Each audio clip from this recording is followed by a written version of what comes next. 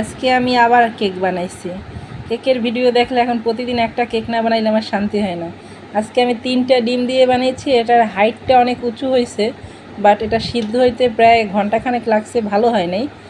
কারণ সিদ্ধ হইলে ভালো হয় না, কারণ ছোট একটা বাটির মধ্যে এত বড় একটা কেক আসলে মানানো, একটু বাটিটা বড় দরকার ছিল। তো পিছন পাটটা এরকম একটু পুড়ছে, সামনের পাটটা আমি নিজে ইচ্ছাকৃতভাবে একটু পুড়ছি, নইলে সিদ্ধ হয় না। এই তবে আজকের কেকটা কালকের থেকে বোধহয় খারাপই হয়েছে। দেখি বিসমিল্লা কেটে, মোবাইলটা ধরো, দেখি আমি এটাকে পাট পাট করবো কয়েকটা লেয়ারের, দেখি কেমন হয় কালারটা। আমি আবার লাইভের মধ্যে দেখাইতেছি, ভালো মন্দ যা হোক কেউ গালাগালি করবেন না কেক নিয়ে। বিসমিল্লা, জানি না সিদ্ধ হয়েছে কিনা ভিতরে, দেখি পাট পাট করবো তো। এই যে আজকের কালারটা বেশি ভালো হয় নাই, কি বলবো,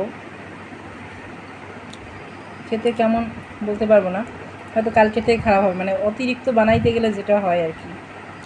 মোটামুটি সফট হয়েছে, ওকে, যাই হোক খেয়ে আপনাদেরকে বলবো।